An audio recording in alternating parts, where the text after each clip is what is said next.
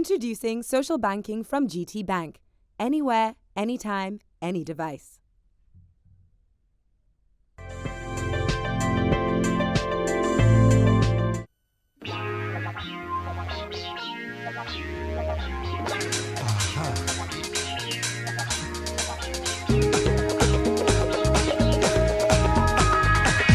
My name is Femi Kuti.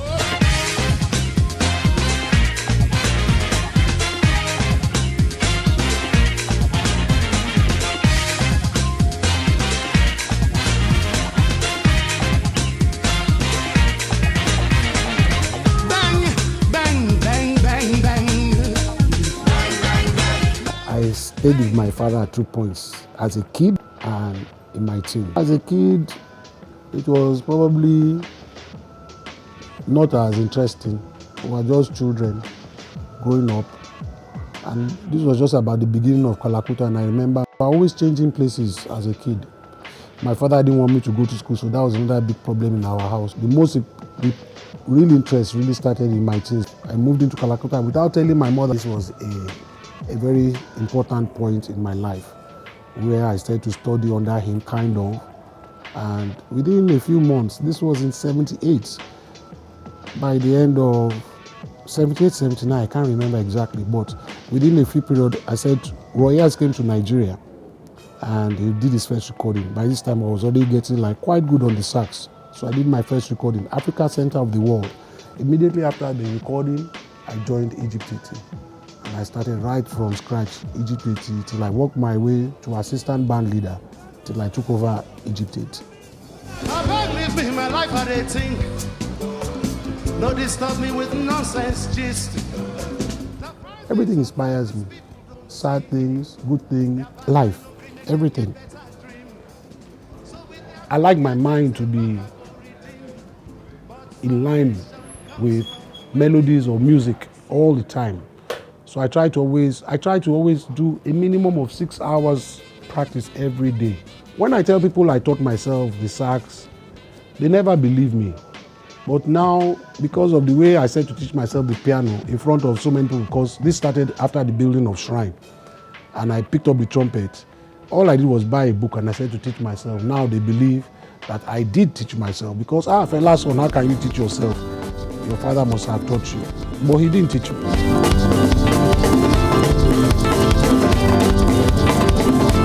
See, let me explain my father first. He's not the conventional kind of father. And I think he likes miracles to happen, or kind of, because he did things that you'll never find in a home of like an accountant or lawyer or normal, what we will call the normal home. So first of all, he just believed he would be able to play music. Go and play music, go and play music. How? Nobody understood his way of how you expected. So there was a very big fight in the family with his brothers, my mother, that how do you want your son to excel when you are not teaching him? And you are classically well-trained, you can read and write music. How do you want this boy to survive?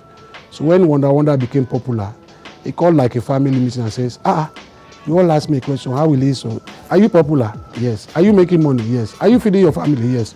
Go arrest my case. That's how he dropped the matter. And everybody was like, what's wrong with this man? But I was getting very popular. I was feeding my family. He made me listen to jazz. And when I said to listen to jazz, when I heard what Charlie Parker and all these great people were doing with their musical instruments, I was like completely blown. So I got to a crossroad in my life where it was, do I want to proceed or just give up? Because I thought what they were doing was totally impossible. I tried to play along with them. I could not. So it was very discouraging. I was at a crossroads where I was so depressed. But over time, I now realized I can never be Charlie Parker or John Coltrane or Dizzy Gillespie. I cannot even be Fela and Kuti, but I can be Femi and Kuti. So my training from that point was, where am I in all this chaos that is surrounding me as a young man? So I set my mind to be myself. My mother's mother woke up one morning and said, what kind of musician are you? Since you have moved here, I've never heard you pick up your horn to practice. this is shameful. When my grandmother told me that, I cried. Nobody helped me. I went to put the pillow over my head. I cried all night. In the morning to pick up that sax.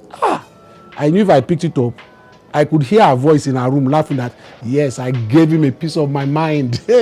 I was ashamed. So I picked it up, so I said, and I could hear her, I could hear her abusing me to my mother. Stupid boy, idiot, thinks he's fella's son, and so what if he's fella's son? Because my grandmother is like that. She will wash you like this. But that was the greatest thing that could have happened in my life. So then I picked up my horn and I started to practice every day.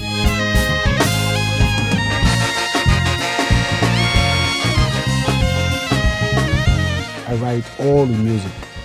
I don't write it physically. I hear it, I can play it, I can tell. I've studied the bass, I've studied the guitar, I studied the drum. So sometimes I will take my father's pattern and change it. Sometimes I'll say, no, I want Femi Kuti, son of Fela, in this pattern. So I was just experimenting as a teenager. This was like between 17 to 24, 5. I do write all my songs. By the time Wonder became great, many Nigerians never believed because it was so Fela-ish.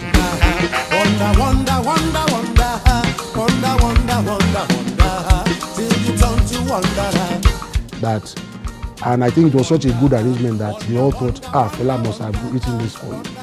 I do not write music for other people, but I do improvise. If they have composed something and they want me to put like a horn part in it, or put some lyrics for them. I've done this a lot.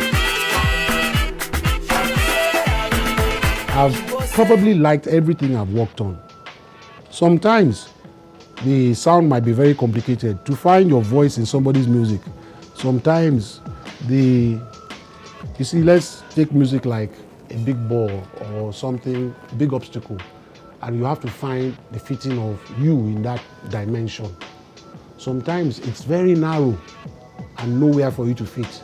It is your duty as the improvisationist to find where you fit into that music. It's a very big challenge. Sometimes you might not like it, and to find sweetness in that music might be very slim. But when you are challenged like that, it is your own duty. If you take the job to find, okay, this thing sounds too dry. What melody can I put that if people hear it, it will completely change the dimension of that song and make people appreciate it from your own perspective. At the beginning, nobody wanted to listen to Positive Force. Nobody could. One man, Tom Cessna, I think his name was, he was the director of Polygram. He now handed over to another Tom in Polygram. They were the only two people that liked me. But Polygram was the last international music body in Nigeria. But they liked me. All the Nigerians said, what's this man playing? Nobody wanted to hear him say, but it's different from his father. So they signed me. They did my video, that first album, No Cause for Alarm. They loved it. The Yoruba people loved it too. The Nigerians, they wrote me up quick. And they finished me in the paper, pata. They finished my life. But then, that album was my first break into Europe, because Europe was not looking for a Fela replica. Europe was seeing who is doing something different with what Fela has done. And they saw that in me. So that was my first break, 1988. But by this time I left my father. Then I got my first major hit, Wonder, when Motown came. Motown said, since they cannot sign Fela, they will sign me. So Motown signed me. And that was my big break in America. It has been very, very difficult from day one. I just saw it as practice. I knew God would give me an opportunity one day. And I wanted that the day I have the opportunity to excel in life, I will not be not ready. So I would just practice for 5 hours. And I will tire my band out. The band too will protest. But I said, look, we must keep on practicing no matter what. So we did all this. But I knew that I will get a break. When that break will come, I didn't know. So when I got to Europe for the first time, I said, you see, the break, God will open. You work hard, God will give you your opportunity. But when that opportunity comes, if you are not ready, you will embarrass yourself in the heavens. Today, I will not tell you it's easy for me. It's still very difficult. But I will still wake up every morning to practice my horn.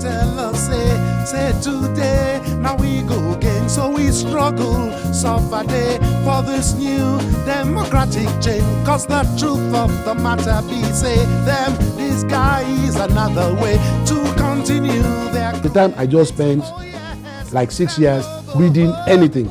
I read. read Bible. I just read just to understand life to the best of my ability. And I came to my final conclusion was one has to just keep on working till your final breath. And I have no regrets in my life whatsoever. I decided to write my music about suffering, no electricity, corruption. Awards were never, ever part. When I'm writing a song, I'm not thinking I wanted to win NMA, Nigeria Music Award, or Fame Music Award, or a common. I never thought like that. I just wanted, I hope people will like this. I hope I'm making sense. Do I like it? Hey, what will my father think? And then when I even started, it was criticisms upon criticism. They were just matching me and putting me down. And it was always, hey, so they will never like me. Hey, okay, and let me write this one again. So it was always based on, I never saw higher than that. It was just how to write a good number people will dance to. People will accept. This man came from France and came to watch the band. He says he looks too much like his father. He's behaving too much like his father. I say, you are suffering from jet lag. Please come and watch him again. The guy comes the next day and says, oh, you are right. I must have been suffering jet lag. It's very different. And his music is more pacey. Okay, I will take him. And that was my first break, Angoulême. We got to France, Angoulême. The front page of the papers after the show, we played with Jimmy Clift. And the papers, big, Femi Kuti, the star of the night. So it was that paper we now took all over Europe to sell Femi Kuti. Bang Bang Bang broke all barriers that nobody had ever broken from Africa. I broke every barrier with Bang Bang Bang. He entered because they did remixes, house music, acid music. Bang, bang, bang, I just dey go. Bang, bang, bang, bang, bang, bang, bang, bang, bang. So the Grammy never ever was it, and it's still not in my mind to win. I am honestly happy. I'm the most Nigerian nominated. So first Nigerian to win Kora Awards. I was very happy. First Nigerian to win the world music. I'm very happy. First Nigerian to break barriers in this country internationally. I'm very happy because it will go down in my file when I'm dead. If I do win the Grammy, it will be that kind of the icing on the cake. If I don't win it, really honestly, I would prefer for us to have electricity. I would prefer for Nigerians to have good health care. I would prefer for people to stop begging me for money and people can fend for their family. The Grammy is the least, honestly, of my problems. But if I do win, I can assure you, I know a lot of people, including my sister, that will somersault, will break our heads here. But in my most quiet moments, my prayer will be for Africa to be great. Celebration was set up by my sister. It was her baby. It still is her baby. Celebration is to preserve the life and times and legacy of my father. So everything you see, it's her dream to preserve the heritage, which I think at the point of death, she just saw that this is what she must do as Fela's child. And she's doing a good job. As she supports me with my career, I only support her with Celebration. My latest album, I think is my best work, first of all. And if there wasn't a bad time in the music industry, I think it would do better than Bang Bang Bang. Because production-wise, the music is more powerful than Bang Bang Bang. So the critics, they really love the album worldwide. Producers love the album worldwide. I mean, everybody you talk to in the music that is musically knowledgeable will say, wow, this is your most powerful album. So production-wise, musically, this is my best album so far. The way I do my album is I play them for about a year on stage here. So I compose, I start composition. So I've started to do the compositions of the next album. I'll play them live here at the Shrine for 1 year. The band will acclimatize very well. In this 1 year, it's like sewing an outfit. Then I'll find, should I put a pocket? No, the pocket doesn't look good. So I will side the audience. Shrine audience are very critical. For you to let them like you is like hell. So the minute I see that they like it, I know, it's done already. I hope I have maybe 2 to 3 albums left in my life. I would love 5. I don't think God will give me that. I might sound a bit too greedy. This is what will feed my family. Next plan is to see my children and take them as far as possible in my lifetime. I would like to give them the best education I can and give them a good life, to give them a father. I love my children more than anything. So these are 2 things that I love my family. My family is so important. they're everything to me. But my music is everything because I need my music to sustain my family. So my family have to understand they go hand in hand. And then what else? To have a very fruitful life by being happy and make everybody around me happy.